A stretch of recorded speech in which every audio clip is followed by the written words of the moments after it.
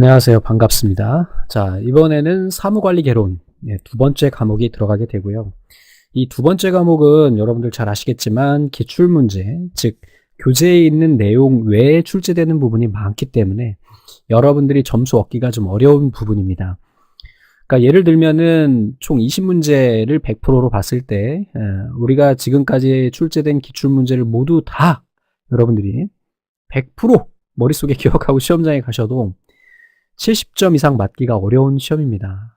그러니까 뭐라 그럴까, 뭐 새로 나오는 애들이 한 30% 정도 혹은 좀 많을 때도 있고 적을 때도 있는데 그러한 부분이 있어요. 그래서 그렇다고 해서 그 30%에서 40%에 해당하는 애들이 또 너무 어렵냐, 그렇지는 않습니다. 상식선에서 풀 수 있는 문제들도 몇 개 보이고요. 그래서 이 과목 같은 경우에는 여러분들이 시험을 준비하실 때 목표 점수를 70점 정도로 맞춰서 준비를 하시면 딱 좋습니다. 그런데 그 70점이라는 것이 여기 교재에 나와 있는 내용을 100% 다 알았을 때 70점이에요. 그리고 나머지는 찍기 신고가 기본 상식 이러한 것들에서 많이 좌우가 되니까 그 부분에 대해서 잘 생각하셔야 됩니다. 뭐 이런 생각을 하시는 분도 계실 수 있습니다. 아니, 새로 나오는 애도 예측을 해서 좀 줘야 되는 거 아니에요? 라고 생각하실 수 있는데, 그러면 여러분들이 이 사무관리에 나오는 모든 법전에 나오는 법 조항을 모두 달달달 암기하셔야 됩니다. 법에 대한 문제가 많이 출제가 되기 때문에 법규도 여기에 나오는 게 한 3개 정도 되거든요. 그 법 조항만 해도 수천 페이지가 되기 때문에 걔네를 제가 다 강의해 드릴까요? 그럴 필요 없죠. 우리의 목표 점수는 총 80문제 중에 48개고요. 그 중에 이제 앞에서 1과목이나 3과목은 좀 어려워졌고 4과목, 1과목, 4과목 혹은 3과목 얘네들은 기본적으로 여러분들이 교재에 있는 내용을 다 한다면 적어도 80점 이상은 맞을 수 있는 애들이거든요. 그러니까 여러분들이 공부하실 때 포인트를 잘 잡으셔야 돼요. 내가 1과목은 적어도 15개 이상 맞겠다. 2과목은 내가 10개를 목표로 하고 3과목은 요즘에 좀 어려워졌으니까 얘도 한 15개, 4과목도 조금 좀 어렵다. 15개. 이 정도만 해도 벌써 뭐 50개가 넘어가잖아요. 55개가 되네요. 55개가. 그래서 이런 식으로 목표를 해서 여러분들이 공부를 준비해 주시면 좋을 것 같습니다. 그래서 뭐 이 과목 같은 경우 다시 한번 말씀드립니다. 우리가 여기 있는 애들 100% 알아도 시험장에 가면 기껏해야 여러분들 커트라인인 8개나 9개 맞습니다. 우리 목표는 12개로 하겠습니다. 12개를 목표로 하고 준비를 해주시면 되고, 그렇다고 해서 12개라고 하니까 공부를 대충 하라는 게 아니라 더 꼼꼼히 제대로 해야만 12개를 맞을 수 있다 라는 거 기억하시기 바랍니다. 자, 그러면은 사무에 대한 내용부터 한번 볼게요. 사무의 개요 나오는데 사무가 뭐냐, 우리 앞에 시간에는 이제 사무 자동화에 대한 내용, 사무 자동화 시스템에 대한 내용, 그리고 사람하고 사무하고 연관짓기 위해서 맨머신 인터페이스에 대한 내용, 뭐 데이터베이스에 대한 내용, 뭐 그룹 웨어에 대한 내용, 이런 내용들을 배웠다면 이번에는 원론으로 들어가는 거예요. 이 사무가 뭐냐, 사무 자동화가 뭐냐, 이런 것을 우리가 배우게 되는 겁니다. 또는 사무에 필요한 법령들이 있는데 그 법령에서 우리가 알아야 될 게 뭐냐, 뭐 사무 환경도 있고요. 우리가 문서를 작성하는 규격들이 있죠. 어떤 이런 법규에 대한 거, 혹은 아니면은 뭐 결제에 대한 거, 문서 관리에 대한 거, 이런 것들을 좀 더 자세하게 보게 됩니다. 자, 사무라는 거는 경영 활동의 주요 수단이래요. 조직의 목적을 수행하기 위해 달성하기 위해서 정보를 효율적으로 수집, 가공, 전달, 보관, 정보 처리, 이러한 것들을 하는 활동을 말한대요. 광의적으로는 의사결정 업무까지 포함한대요. 사무를 정의한 여러 학자가 나옵니다. 최근에 들어서는 1년에 2번 정도 이 학자가 출제가 돼요. 작년까지만 하더라도 얘네가 학자가 그렇게 많이 출제되진 않았어요. 1년에 1번 혹은 2년에 2번 정도 출제가 됐는데 요즘에는 좀 많이 보이더라고요. 어렵지만 좀 기억해 주셔야 됩니다. 우선은 포레스터라고 하는 형님 굉장히 중요한데요. 자, 이 형님의 핵심 포인트는 이거예요. 경영의 정보를 행동으로 연결시키는 겁니다. 행동으로 연결시키는 것을 우리가 사무다. 이게 바로 포레스터예요. 포레스터. 자, 달링톤. 이 형님도 굉장히 중요한데 이분은 인체요, 사무는 신경계통이다. 그래서 경영체는 몸뚱아리고요. 사무는 얘네를 연결해주는 신경계통이다라고 이야기한 형님이 달링톤이 돼요. 이 두 분 다 굉장히 중요한 분들입니다. 자, 러핑웰이라고 하는 형님은 경영체 내부의 여러 기능 활동을 능률적이고 효과적으로 달성하기 위해서 조정, 지휘, 통제하는 관리 활동의 일부로서 경영활동 전체의 흐름을 이어 각각의 기능을 결합시키는 기능이다. 뭐 결국은 보면 달링톤하고 러핑웰 형님하고 또는 포레스터 형님이 결국은 뭐야? 다 같은 말을 했어. 야, 그래. 우리가 경영에서 이런 어떤 전체적인 흐름을 연결을 해서 경영체와 업무의 흐름을 연결을 해서 우리가 하는 것이 사무다라고 정의를 한 거죠. 됐죠? 자, 이번엔 또 테일이라고 하는 형님이 나옵니다. 자, 이 부분은 모든 부분의 조직 활동을 활발하게 움직이게 하는 상호 결합 기능을 갖게 하는 결합체이며 모체이다. 다 같은 말이죠. 그러니까 더 헷갈릴 수가밖에 없는데 지금 기억하셔야 돼요. 포레스터는 경영의 정보로 행동을 연결시키는 것. 달링톤은 인체 나오면 바로 달링톤이에요. 신경계통 나오면 달링톤이에요.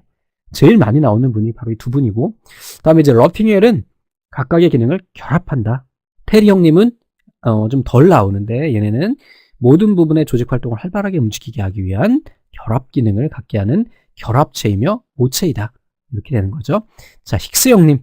사무작업의 계산, 기록, 서식, 전화, 보고, 회의, 명령, 기록 파일만 및 폐기를 포함하여 기록 보존 등의 모든 의사소통으로 구분한다. 자, 얘네들을 그냥 외우기에는 좀 어려움이 있으니까요. 앞에 과목에서도 말씀드렸지만 두목넷의 문제은행에 가셔서 이 포레스터, 달링톤, 러핑웰, 테리를 키워드로 검색을 하셔서 각각의 문제를 문제답 형식으로 암기하시는 것이 어떻게 보면 더 효과적일 수가 있어요.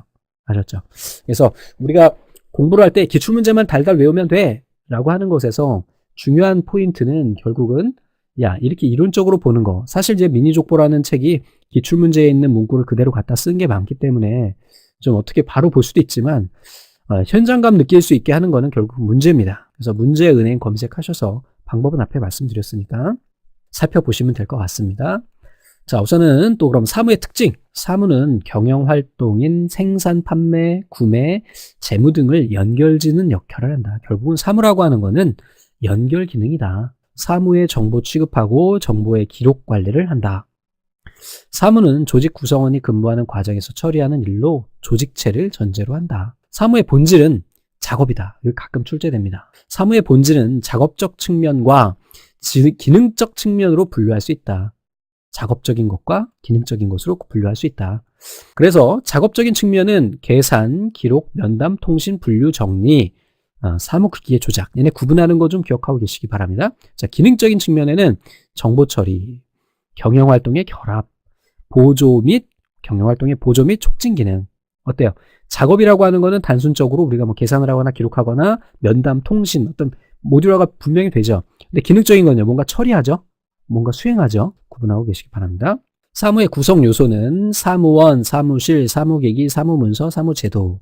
자, 사무의 분류는 목적에 따라서 본래 사무와 지원 사무가 있어요. 본래 하는 일과 그것을 서포트하는 역할로 구분할 수 있다는 거죠. 본래 사무는 행정 목적을 직접 수행하는 사무다. 외교통상부의 경우 외교 정책의 수립 및 시행, 외국과의 통상 및 통상 교섭 등이 본래 사무라고 할 수가 있다. 자, 참모 부분이 담당하는 참모 사무다. 그래서 인사, 사무, 회계, 사무 등의 지원 사무라고 할 수 있다. 본래 사무를 지원하는 그런 것을 우리 지원 사무라고 한다. 자, 사무를 그럼 기능에 따라서 난이도에 따른 분류라고도 한다. 그래서 기능에 따른 분류는 관리, 작업, 서비스 이렇게 이야기를 합니다. 자, 관리라고 하는 거는 관리자, 바로 경영자가 수행하는 사무가 되고요. 작업은 일반적인 계산, 기록, 정리 등과 같은 사무를 말합니다. 자, 서비스는 그 외에 청소, 운반, 포장 이런 것들을 우리가 서비스 업무라고 한다. 사무실의 기본 기능에 따라서 의사결정, 데이터 처리, 커뮤니케이션 이렇게 세 가지로 구분이 된다. 딱 보니까 문제 나왔던 문제라는 걸 딱 보실 수 있죠. 이게 기출문제를 갖다가 그냥 팍 넣은 거거든. 답 아닌 거 빼고. 자, 그럼 이제 사무를 관리해야 되는데 이 사무 관리라는 건 어떤 거냐. 자, 관리라고 하는 거 매니지먼트예요. 매니지먼트. 뭐 연예인 매니지먼트 하듯이 사무를 매니지먼트 하는 겁니다. 자, 계획을 세우고 이를 달성하기 위해서 인간, 기계, 자료, 방법 등을 조정하는 모든 활동을 우리가 관리라고 이야기를 합니다. 관리의 기본 특성은 연속성, 향상성, 통일성 세 가지를 갖습니다. 문제 나온 적 있어요. 관리라고 하는 거는 계속해서 연속적으로 지속이 돼야 되고요.